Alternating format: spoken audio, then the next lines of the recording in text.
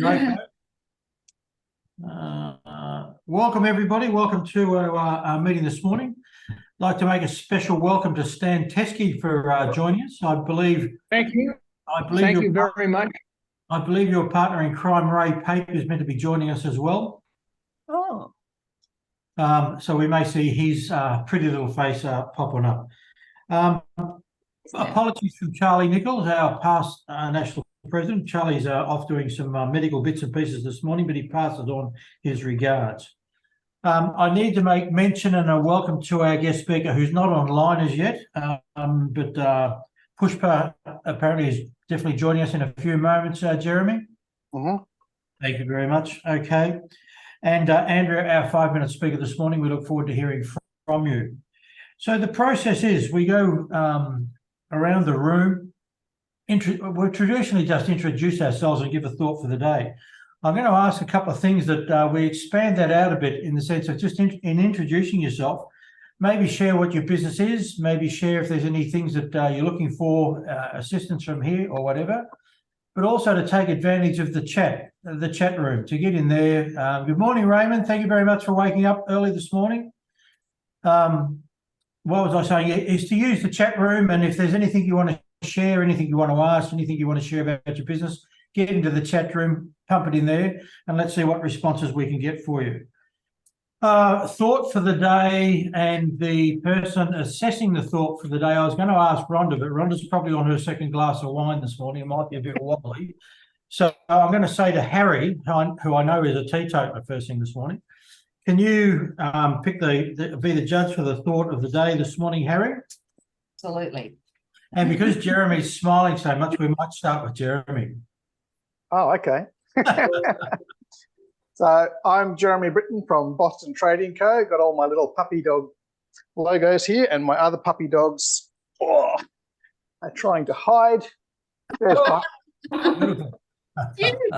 There's our little Boston Terriers. We came up with that name because we couldn't think of a good name for how to do crypto safe and simply for everybody. I don't know, whatever else you call it. We've been running the world's first crypto fund for 7 years. We've managed to outperform Bitcoin every year for the last 7 years. And now BlackRock and Fidelity and a few other companies are coming in to cut our grass, which is great, actually. We've been many years without competition, and now we've got the big boys to play with, so that's a bit of fun. And one of our missions is to educate people around crypto so that they don't get scammed. I had a phone call yesterday and someone said, oh, can you help my father-in-law? He's got $400,000 he's been scammed out of. What? Like, you know, $400,000. $400,000. That's, you know, it's lost on an exchange somewhere because he listened to the wrong person. So, yeah, avoid the scams, talk to the experts. My thought for the day is one that I actually thought of this morning just while I was waking up, because I do a little meditation when I wake up. And my thought for the day is from my Lama: whether you think you can or whether you think you can't, stop thinking, because you should be meditating. That's not the original thought, Jeremy. It's better. It's an improvement. Thank you, young Jeremy. All right, Yvonne, we're away with you. Where are you, Yvonne? I've lost you. Oh, there you are. I'll just unmute. Hello, everybody. So Yvonne Collier in Sydney, formerly from Pioneer Swap, and Madison Training is my company. So it's all about helping people get along better, you know, handling difficult people, having better conversations. That's what I do through coaching, training, facilitating. And 5 good, solid words for my thought for the day. A will finds a way. I like that. A will finds a way. Heard that one. Susan. Okay. All right. Well, I don't have a business. I actually work for local government and public health, and I really love my job. I've been working there for 12 years, but I am in the process of working out an Instagram page for my dog Lola. So watch this space. I've been wanting to do it for a while, and I've had a little bit of a nudge. So I'm hoping that by the time I talk to you next month, I'll have her page all set up. So my thought for the day is opportunities don't happen, you create them.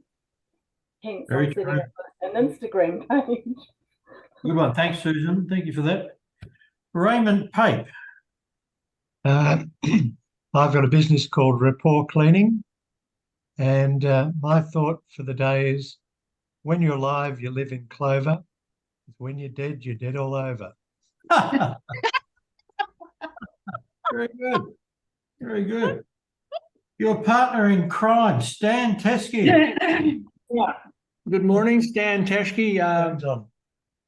I was with Taco Bill's for 40 years, and I retired about 5 years ago, and now I'm just doing some property development and investing. And as you can tell from my speech impediment, I'm not from here. I'm from New London, Wisconsin, but I've been out here a long, long time. So, and my thought for the day is, there's no thrill in easy sailing where the skies are clear and blue. There's no joy in merely doing things that anyone can do.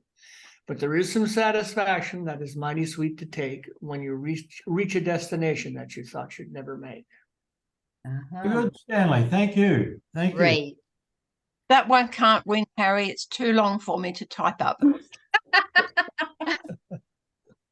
Okay, Harry's. Harry. Morning all, my name is Harry. I am lucky enough to be working with property developers in real estate, and we do a lot of new builds and seeking land to house lots and lots of Aussies that are homeless, and hopefully all the other people want to live here. And I found a saying that has become a little bit close to the heart lately. We've got some relatives not doing too well, and it makes you think of what we're doing and where we're going, whether it's Bitcoin or crypto or property or the rest of it. And at the end of the day, we're helping people to live a better life. So my saying for today is, your soul doesn't care what you do. And when your life is done, your soul doesn't care what you do. And when your life is done, neither will you. Oh, very good, Harry. Very deep. Good, good. Anne Carlson, good morning. Good morning. Ann Carlson. I have Winning Your Second Half.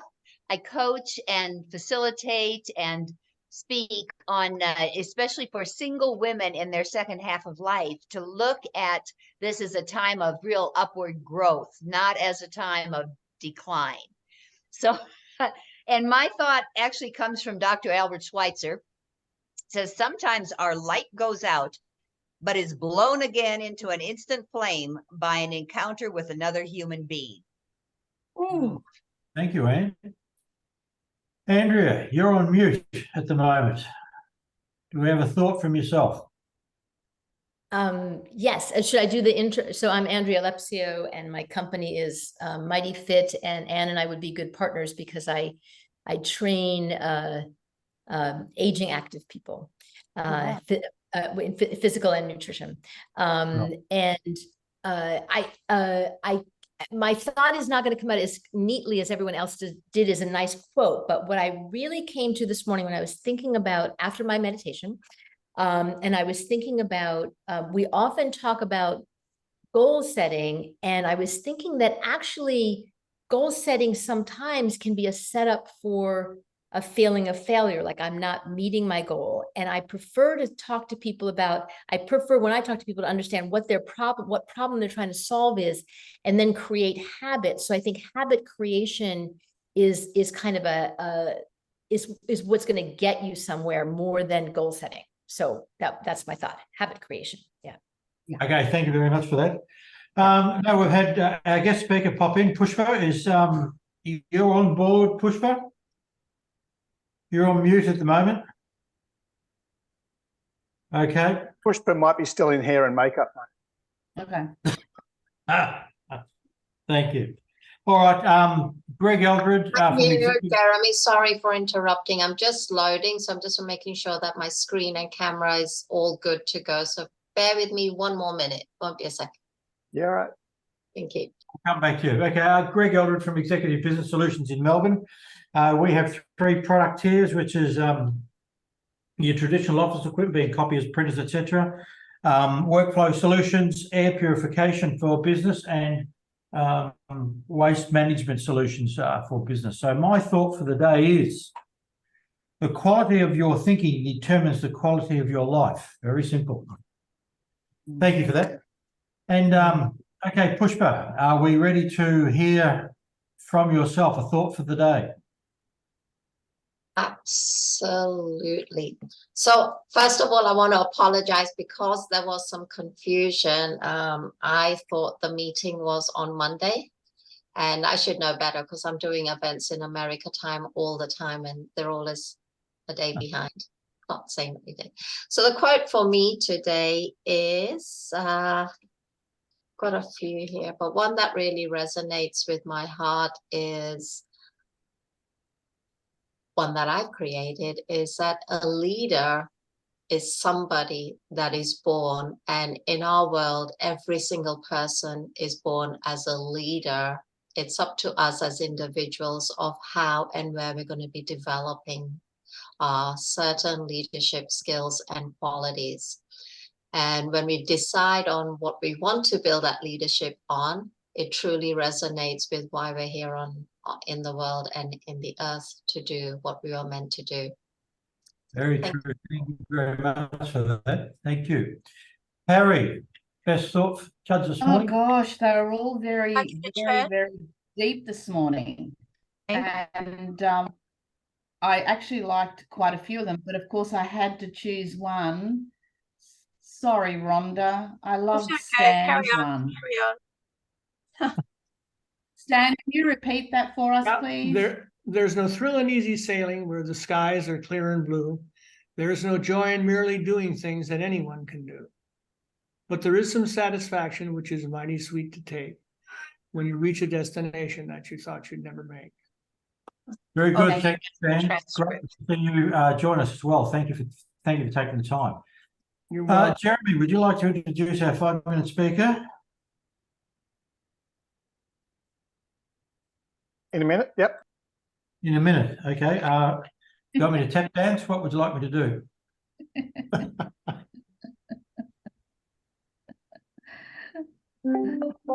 I was looking at next month, so I'm just, all right. Oh, So, yeah, I'm Pushpa and I on the same page. She's a day behind, I'm a month ahead. And Andrea Lepcio became an ACE certified personal trainer at the age of 59, so about 6 minutes ago, or she time travels. She went on to become certified in Tai Chi, TRX, Mat Pilates, Aquafit, Reiki, and nutrition. Completed 500 yoga hours in 2021 to become a yoga medicine certified therapeutic specialist. There's so many big words there. Andrea specializes in helping people who are feeling their age to feel younger. welcome. You. Away you go. Thank you. Thank you. It's wonderful to be here with everybody. So, yes, actually I'm going to start with a brief demonstration that's meant to be inspirational. So, well, let me start with this. I think that what's really exciting for me, and I'm getting used to the idea that I'm about to turn 66 in October.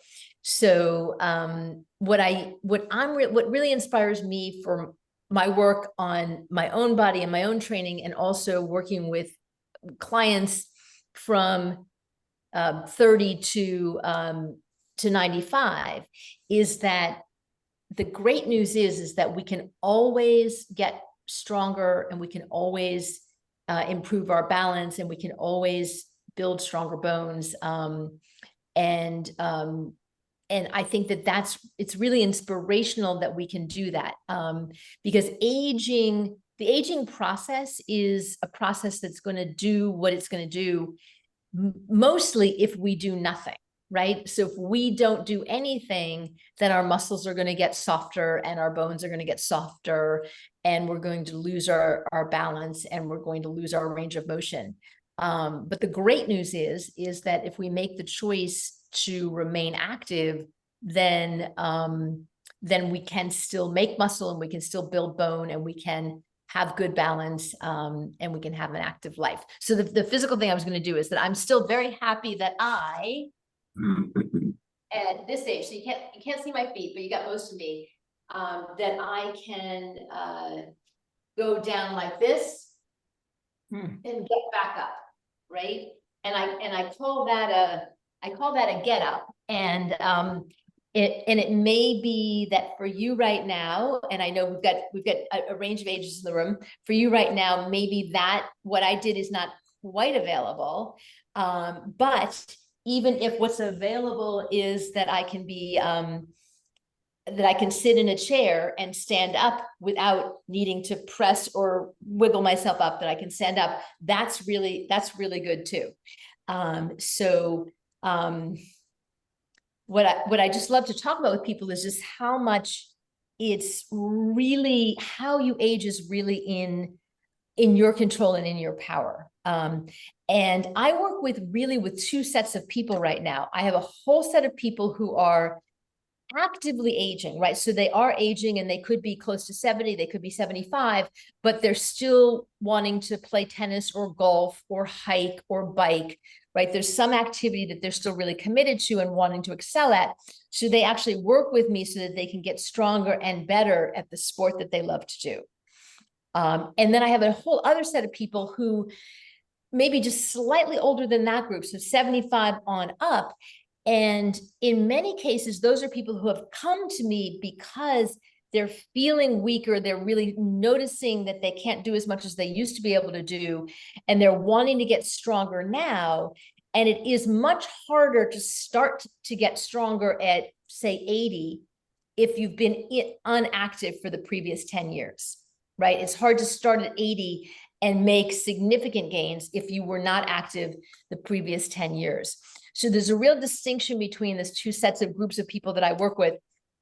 The people who kind of went through an inactive period and now are trying to see what they can do to kind of finish the aging process as well as they possibly can, versus the people who have always been active and are just noticing that now that maybe they've got a shoulder injury because it doesn't work as easily as it did in the past. So we can kind of work on getting that shoulder healthier again to support golf, tennis, and whatever the activity that they want to do is. So I love to build programs for people that meets their time availability, right? So there's some people who say to me, hey, I've got 10 minutes a day, and other people who say to me, I've got 90 minutes a day. So I can design a program that they can work with in terms of how much time that they have available and what kind of commitment they can make to themselves. And sometimes people start with 10 minutes a day and then they expand it because they start to really feel good, and then they like the results, and then they want to continue to feel better, which is what is available if you commit to a fitness program.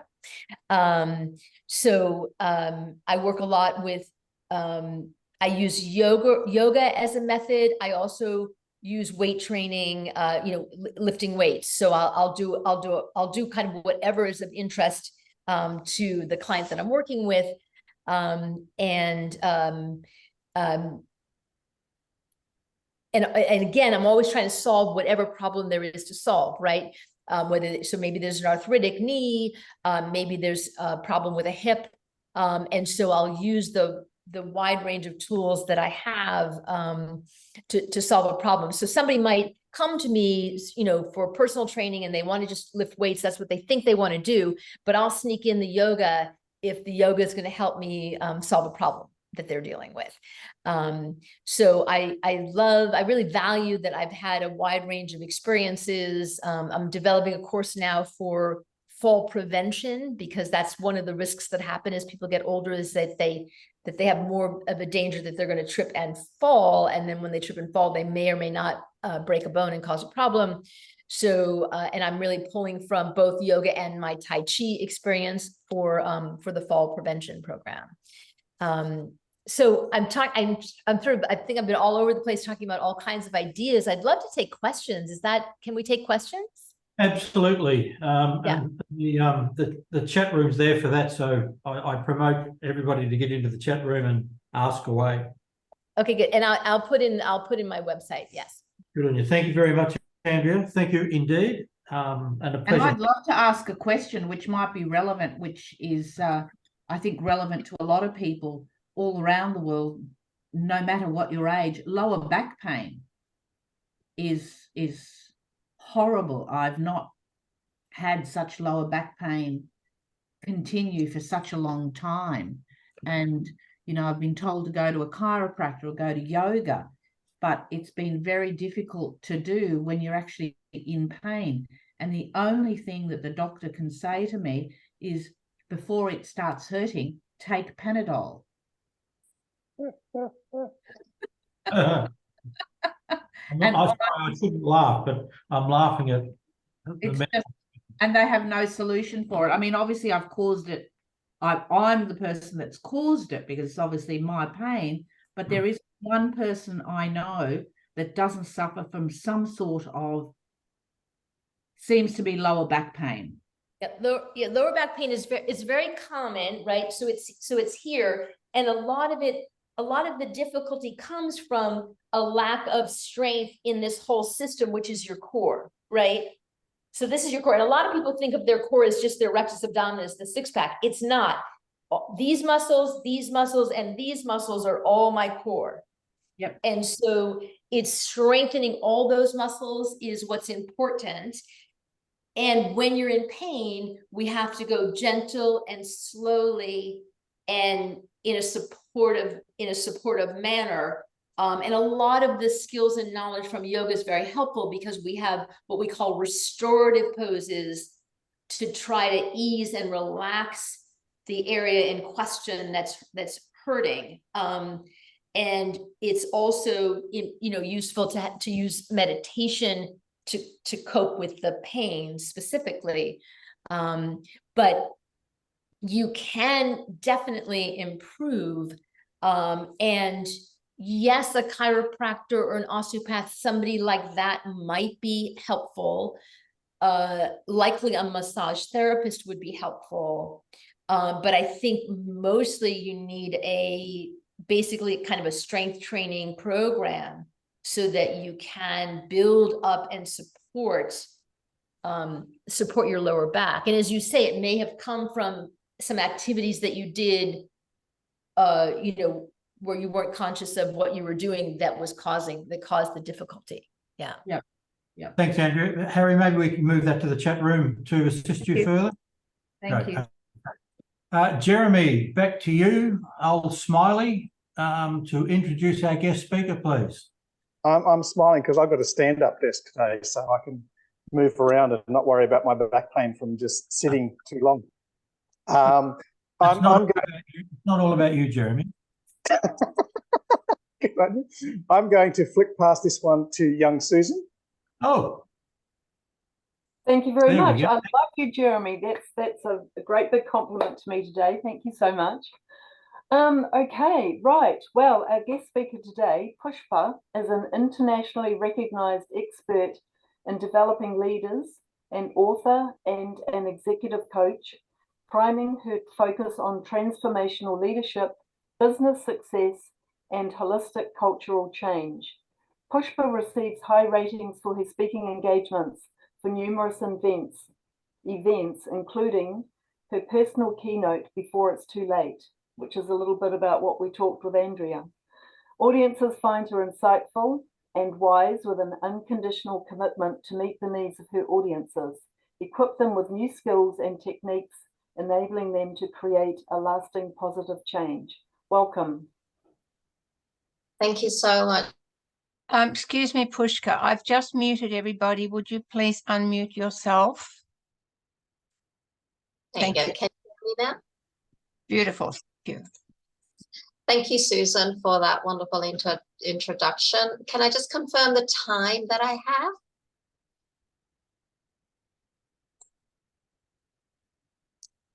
All right, I'll just keep. We got 30 minutes. All right, beautiful. Thank you so much for that, Jeremy. And again, sorry for the confusion in time, my friends. As Susan mentioned, my main business is in leadership, and I work around ancient wisdom leadership methods, and it's all transitioned into modern concepts. So it's understood at a deeper level. It's not theory, it's leadership that I have personally experienced. And I think your experiences speak a lot. Just as we have spoken earlier, I could really feel that everything that you had spoken about, or everything that everybody was sharing in this forum, truly was coming from the heart. And that's the key for great leaders today, is that instead of just coming from the mindset, if they resonate with their heart and they come with the natural abilities they have within themselves, you'll find that their leadership quality is authentic. Now, the authenticity is another scope of our ancient leaders. When we think about our ancient leaders in the past, they did what they wanted to do because they had the gut instinct. And when people talk about the heart, they usually point to the chest. Yes, we know in our physical form that is where the heart is. In reality, our heart is very much resonated with our subconscious mind. So that mind that breathes for you, the mind that thinks for you, the mind that keeps your organs going throughout the night, the mind that tells you to do things when we don't really have to think about it. And for most of us, unfortunately, we don't really connect to that initial thought or that gut feeling that comes out. What I found, we did a lot of research over the last few years, and we were searching around the framework that was on a global scale. And then we brought the research here into Australia. I do a lot of work around the US as well. And the gap was the lack of understanding of what a true leader is. Now, many people assume that leaders are specifically born, or that leaders have to be developed, or leaders have to be created. The truth of the matter is that we were all born as leaders. If at any point in your lifetime you've influenced somebody, or made a decision, or led your life in a direction, or even studying, it's a decision that you're making and you're taking action in doing things. So we're all born as leaders. Now, how we take that leadership is up to us, and how we develop that leadership is up to us. I've taught, I have a book written, I have online programs. I'm just writing my third book on leadership that's specifically focused on the ultimate renunciation as a leader.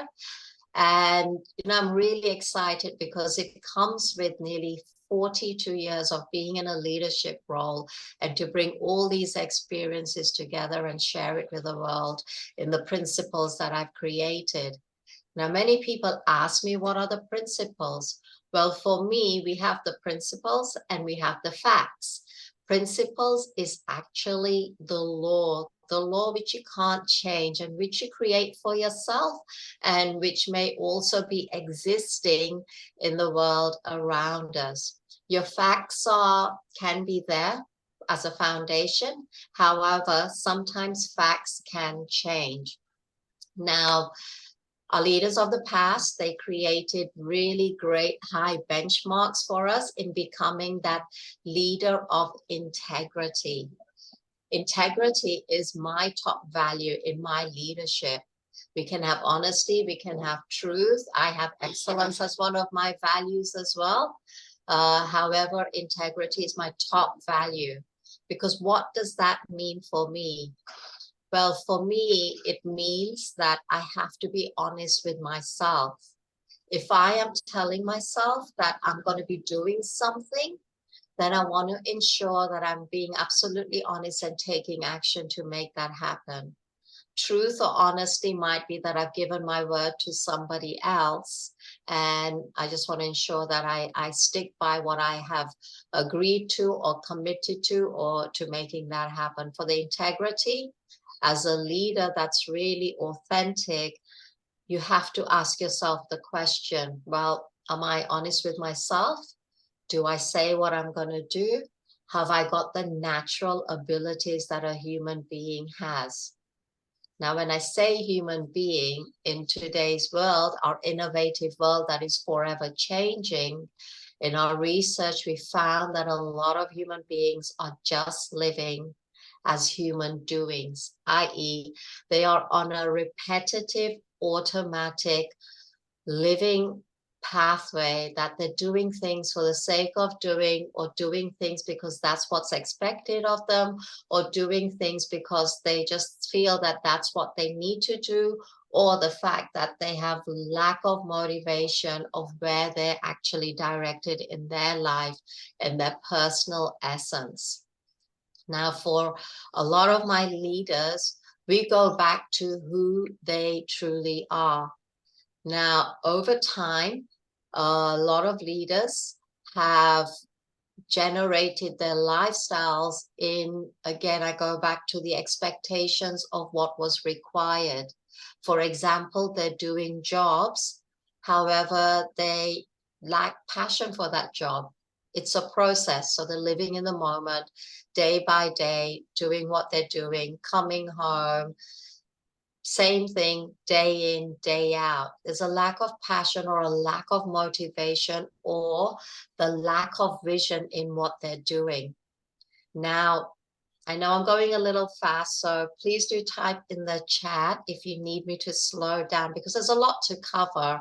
And, you know, as I mentioned, 42 years of leadership, studying different scriptures, different books, different teachings, different methods, and really bringing it down into the core of what is the one thing that a leader truly needs.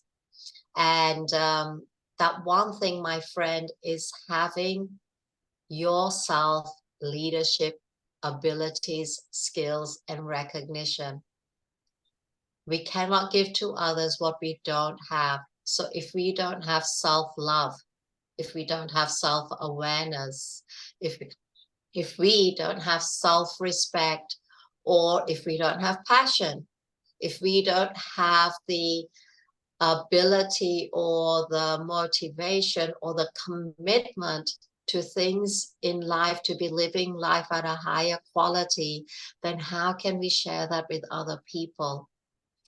So for me, in both my organizations, the Women's Mentoring Foundation and the Leaders by Design, I work with corporates and businesses and individuals, and we go back to the original element of self-leadership.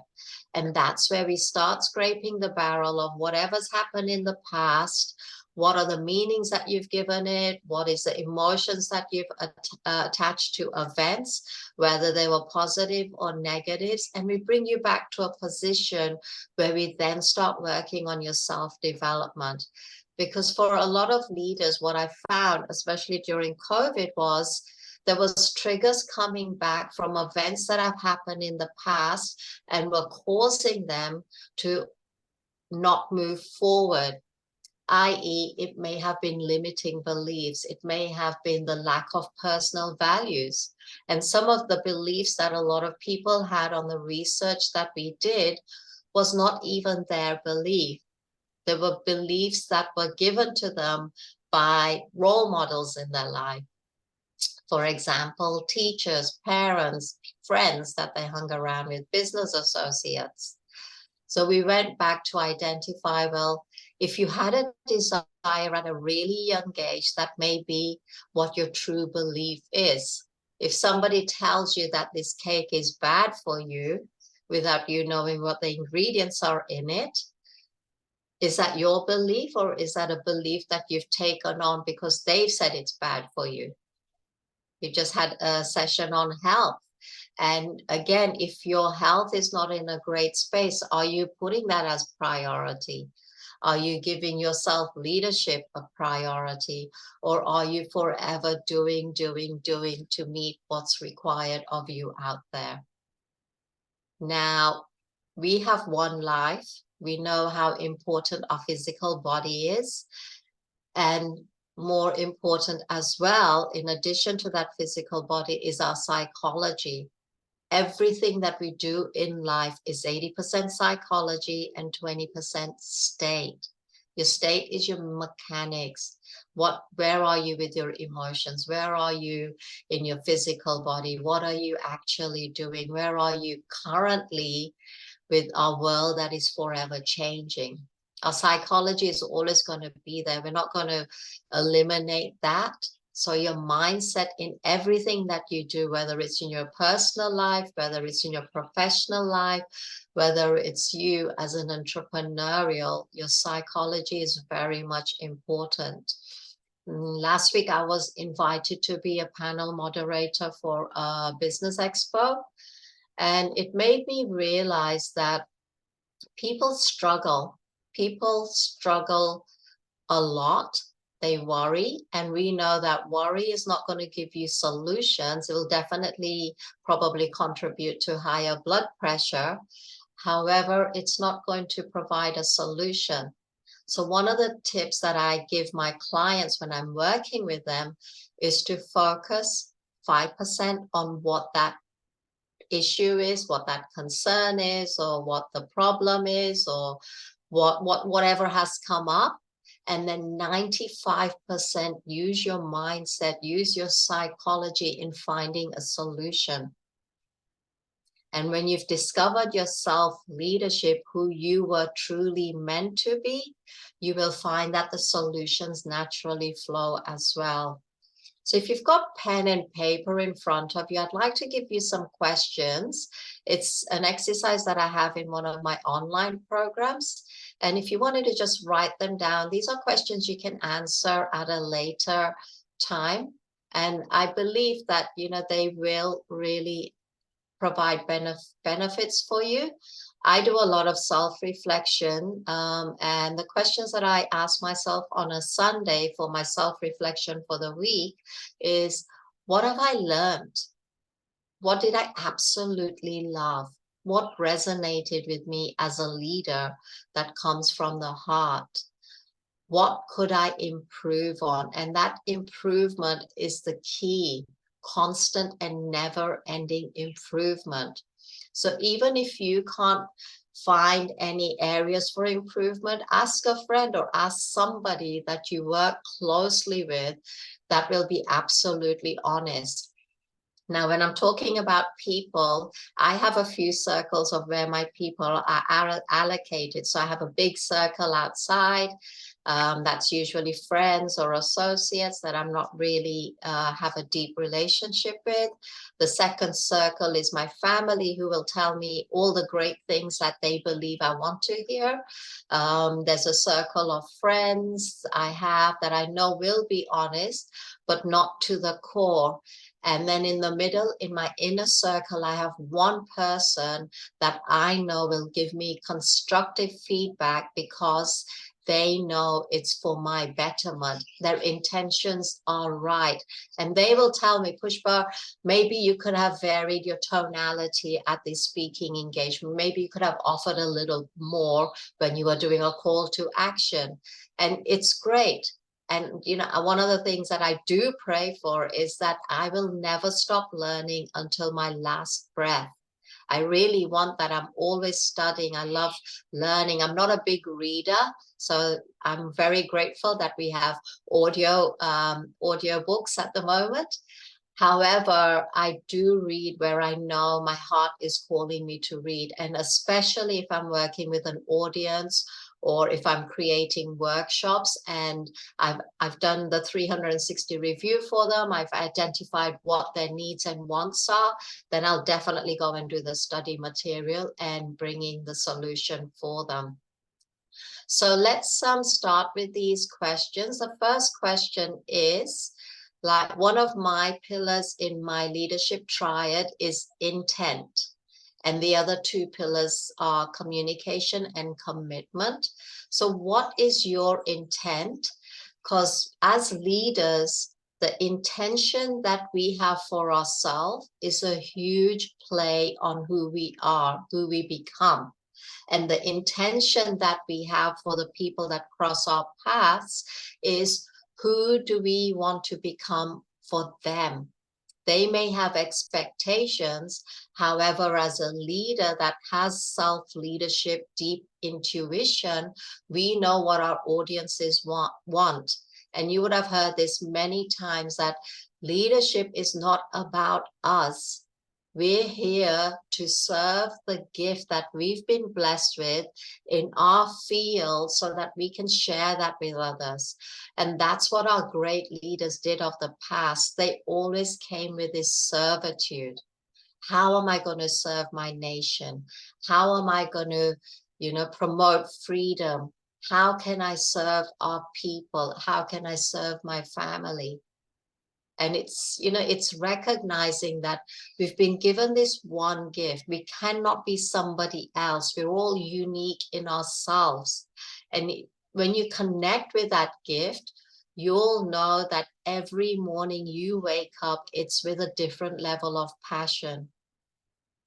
The reason there is not a lot of happiness out there is people are doing the work that they believe they were meant to be doing. They're in jobs. And in that job, they're thinking, it's a job, it's paying my bills. And literally that's what they're doing, is just working to pay the bills. And at the end of the life, can they truly say that I've accomplished what I was here for? Have they truly connected to their purpose? Because when they find their purpose, then they can create that vision. And that purpose is hugely linked to the gift that you have. I know for me, in my background's in psychology, I did my master's in accounting, and I currently practice as a clinical neuropractitioner. Why do I do that? Again, it's the psychology. Everything that we do in life is around our thought, our mind, our heart, our will, our emotions. All this is linked into your psychology. And I wanted to study the human behavior. And I've been studying human behavior for over 20 years now. Why do we do what we do? Why do we think what we think? Is it because that's what we want? Or is it because, again, the expectations? Or is it because we're just wanting to live this life and get it done and over with? I've met a lot of people, a lot of leaders during COVID that were very suicidal. They'd been given their positions in a hierarchy place at a top level. And when COVID hit, they didn't know what to do. It was a staff that were working beneath them that actually stepped up and said, okay, we'll step in. Let's support our staff in settling in their home. Let's give them an online platform. Let's give them some emotional support. They stepped in. We had a huge crash of leaders that were in government, in corporate. I've done a lot of mentoring for our politicians that have reached out and said, we just don't want to be a politician. We want to be a great leader. We don't want to be the person that's actually out there wanting to secure a seat. We really want to make a difference. And they've reached out, okay, how can we do that? In the small business environment, because our small businesses struggle. They think that, I have to do everything. And when we've gone in and we've identified their unique skill, and they've really resonated with that. And then we've created an awareness so they know about everything else that needs to be done in a business. They have that awareness and they know that it's okay to outsource or to get somebody in or to actually do it in a different way so it's not causing too much stress. All that again comes back to your gift. What is your gift? Who are you? Many people like, I know Jeremy didn't mention, I'm a trainer for Tony Robbins. I've been with Tony Robbins for 20 years. And one of the things Tony shares is that we cannot be somebody else. And I've seen it where we get thousands of participants that say, I want to do what Tony's doing. Yes, find a role model, truly find what are they using, find their resources, find their tools. If they resonate with you, implement them in your life. However, live the life that you are created. That person's already been taken. I've already been taken. You've already been taken. But to identify your unique self and then to use all these tools and resources that are available to bring them and identify with them and then make them about us and about what we are going to deliver.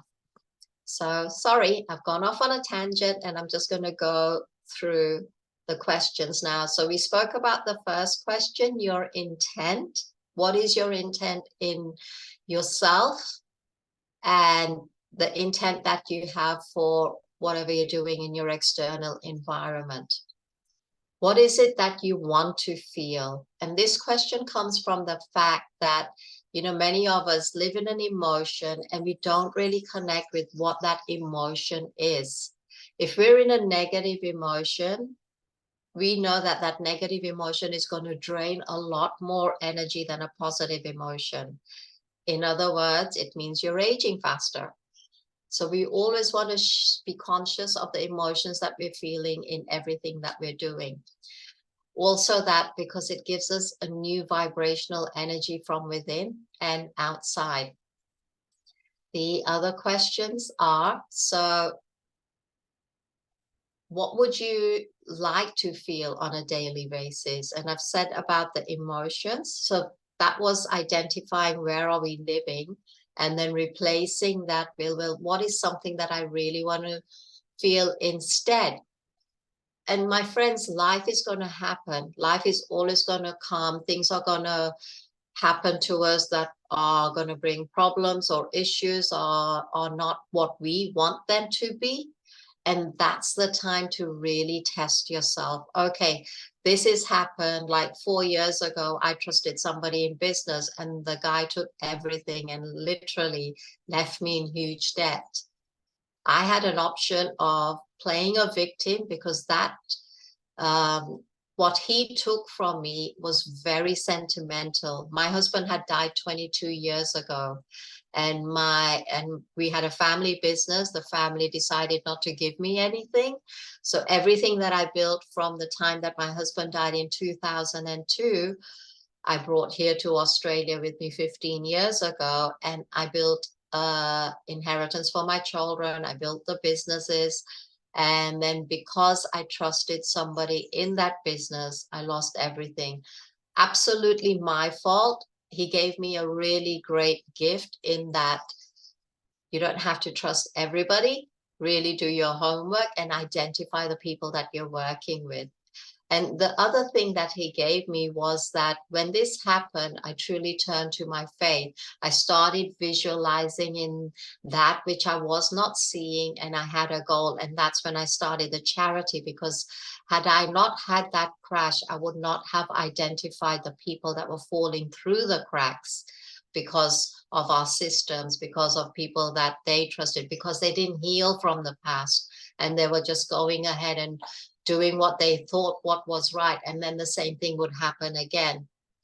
So I started the charity, I started the business, I started really working with people at a deep level, and I thought, well, what's the solution? And I'm a really resilient person. So I lived in my car for a little while. I sat outside that library using their free internet. And what I do right now comes from the fact that I travel that journey and I come from a deeper empathy level. And I know that if I have had the ability to create my lifestyle from the 7 falls that I've had because of death, because of being an orphan, because of being a widow or losing a child or losing the business, not once, but twice, then I can truly use these skills to help other people survive as well, especially our small to medium enterprises. You don't have to struggle. There is help out there. You just need to know where to find it from. So the question, the third question is, how many choices in your day are intentional? So for example, if you're doing a to-do list, is it just a to-do list as a task? This is what I need to complete. This is what I need to do. What's the intention behind the choices that you're making and the work that you're doing as a leader? And the self-leadership is so important because today's leaders think that I have to do what's expected of me. I have to go and speak to the audience because this is what's expected of me. No, first look at what your intent is and then go out there and serve as an intentional leader. So, and the fourth question is, how many of our decisions are in the moment? Again, it's with that impulse. Is it worth taking a step out and thinking, okay, I'm going to spend half an hour in the morning. If I haven't got the time in my days, then I'm going to create half an hour and truly sit down and plan my day to the hour. And this is what we call a result massive action plan. Is that we have structure in our life, and at the end of the day you can say, well, that was a fruitful day, because in that day what you're also going to have is tasks that can be rolled over. So if things don't get completed, you're going to have your priority, you're going to have things that can be done. If not, then at least within the next day or so. And then you're going to have a list where you can say, well, I'll roll that over to the next few days, and that's okay, that's going to get done. So not being too hard on yourself, but also looking at the constant canais, constant and never-ending improvements. Question 5 is, as far as you can remember, what has been your primary focus in life? Now, for myself, I thought for many, many years, when my parents died when I was a young child, I looked after my 9 brothers and my father.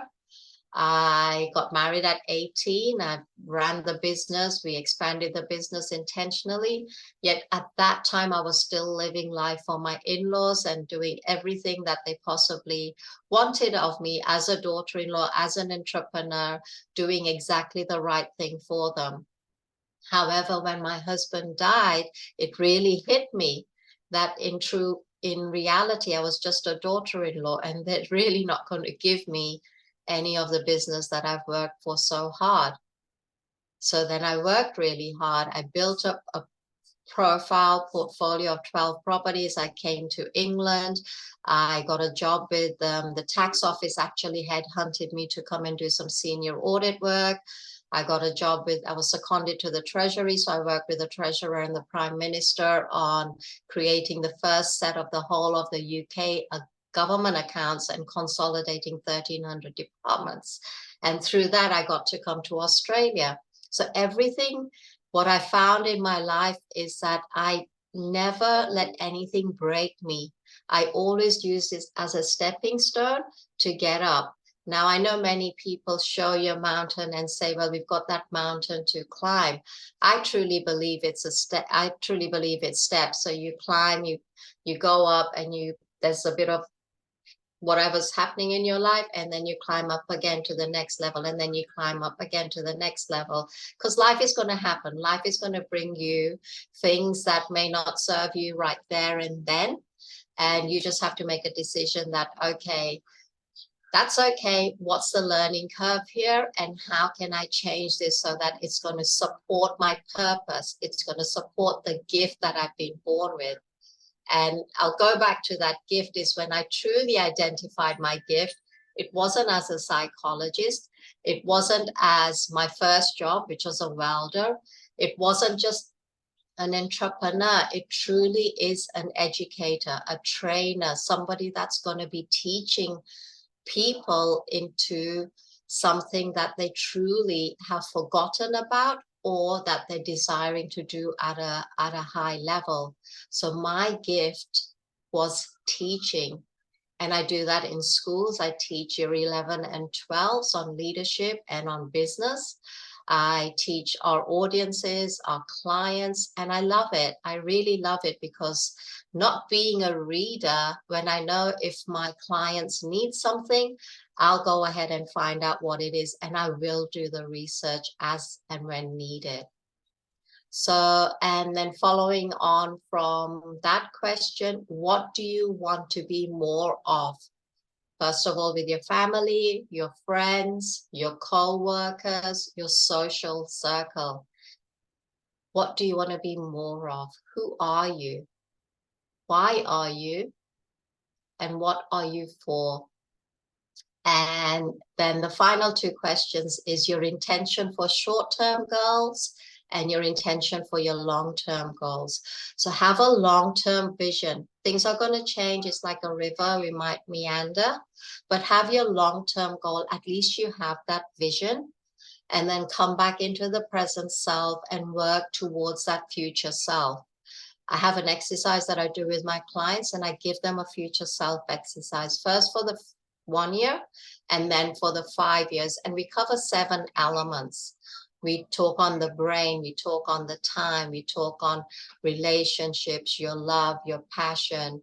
What is it that you have come on this earth for? And so many other things that contribute to a life that you can live at a level of a leader that you know is successful according to you, and that which you associate with your mere existence. And I think, Jeremy, that's all I really want to share today. I hope that's okay. If you've got any questions, happy to take questions. I'll just move this here. I think we'll have to get you back to do a whole talk about building up a 12 property portfolio. That's a whole nother story, right? Yeah, I've just actually finished creating 12 principles, the 12 laws on leadership for a large corporate organizations, and that the 12 principles actually come from 2,500 years worth of experiences and just lived leadership. And you don't look a day over 30. 2,500 years of experience. I love it. Yeah, and I think sorry, go on. I think I may have missed a question or two. Can you just repeat those questions? Yes, for sure. And I actually, because I was just going off random on my head as well, so let's hope we get them right. So the questions around intention, my book has seven chapters specifically on leadership and the ancient wisdom. And the second chapter is on intentions. And I thought that would be I just felt that I needed to speak on that today. And the first one was about your intention. The second one, I believe, was what do you want to feel more in your daily life? Mm-hmm. How many of your choices are intentional? How many of your decisions are in the moment? Like, are you, even if you're making your decisions in the moment, once you've connected with your heart and your subconscious, it becomes a habit. And we have to remember that, you know, habits take, they say 21 to 30 days to create. So if we're going to be living our life with intention, we have to be persistent. We have to be consistent. We have to be committed that, okay, there's habits of the past that I'm going to let go of.